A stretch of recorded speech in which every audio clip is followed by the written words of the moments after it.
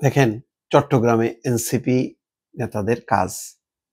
গভীর রাতে এই রিপোর্টটা আসছে, বেশ অনেক রাতেই। এখানে বলা হচ্ছে চট্টগ্রামে এনসিপি নেতার নেতৃত্বে আওয়ামী লীগের কার্যালয় দখল। আচ্ছা বলেন, এই কার্যক্রম যদি এখনো চলতে থাকে, এটা দখল মানে এটা কি গনিমতের মাল নাকি?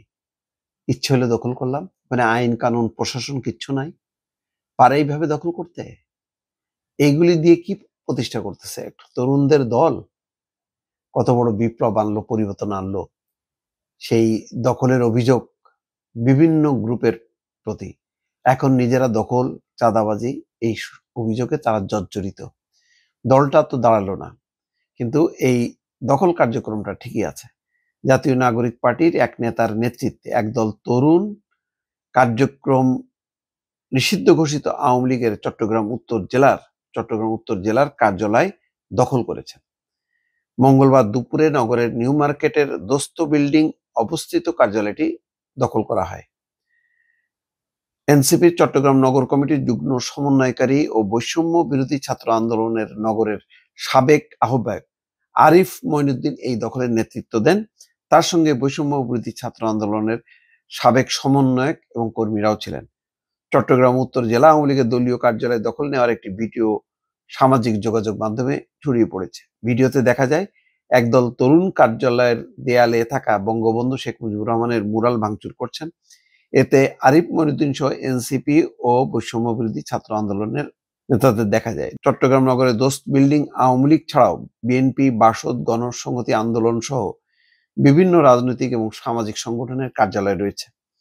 গত বছরের 5ই আগস্ট ছাত্র জনতার অভ্যুত্থানে আওয়ামী লীগ সরকারের পতনের পর এই কার্যালয়ে এক দফা ভাঙচুর করা হয়।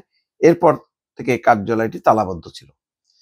ভাঙচুর হয়েছে, তালাবদ্ধ হয়েছে, সব হয়েছে, কিন্তু কেউ তো দখল করেনি। এত বড় বড় রাজনৈতিক দল, প্রতিষ্ঠিত রাজনৈতিক দল কেউ তো দখল করেনি, কিন্তু তারা দখল করে ফেলল। তবে এই কার্যালয়ে রাতের আধারে কার্যক্রম নিষিদ্ধ আওয়ামী লীগের নেতা কর্মীরা সভা করতেন বলে দাবি করছেন এনসিপির চট্টগ্রাম নগরের যুগ্ম সমন্বয়কারী আরিফ মঈনুদ্দিন। তিনি বলেন যে ভবনটি আওয়ামী লীগের কার্যক্রম চলতো, রাতে ভবনটিতে আওয়ামী লীগের নেতা কর্মীরা সভা করতেন। এই খবর পাওয়ার পর তারা আজকে সেখানে যান। এরপর নিরাপত্তা প্রহরীকে রাতে এখানে কারা আসেন জিজ্ঞাসা করেন। নিরাপত্তা প্রহরী রাতে এখানে কেউ আসার বিষয়টি অস্বীকার করেন। তো এটা কি আপনাদের কাজ? আপনারা যদি মনে করেন যে একটা নিষিদ্ধ ঘোষিত কার্যক্রম নিষিদ্ধ রাজনৈতিক দল, সেই কার্যালয়ে আওয়ামী লীগের নেতা কর্মীরা বসে, আপনারা তো ফার্স্ট পুলিশকে ইনফর্ম করবেন। আপনারা নিজেরা দখল করার এই যে খবরটা, এটা আসলো কেন? তো এটা কি শুধু তাদেরই হেডেক? ওখানে বিএনপি ছিল না? চট্টগ্রামে কি জামাত নাই? তাদের মাথা ব্যথা হলো না, আর ওনাদের মাথা ব্যথা হলো। এইভাবেই দলটাকে শেষ করে দিল তারা।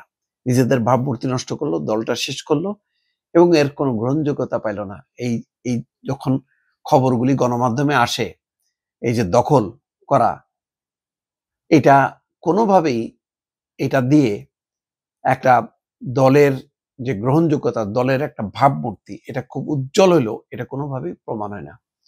বরং এই যে আজকে আওয়ামী লীগ নাই বলে আজকে তারা দখল করতেছে।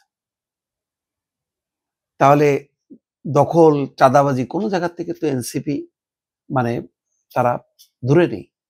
তারাও তো মহোৎসব লাগাইছে, এবং প্রকাশ্যে এটা। এইরকম একটা বিল্ডিং এ এসে তারা দখল করে বসে থাকলো, আর বলতেছে যে তারা সভা করে। তো সভা করে পুলিশকে খবর দেবে। এই হচ্ছে অবস্থা। কোনো নিয়ন্ত্রণ নেই এনসিপির। ওই ঢাকার বাইরের কোথায় কি হচ্ছে না হচ্ছে কোনো নিয়ন্ত্রণ নেই, কোনো তদারকিও নাই।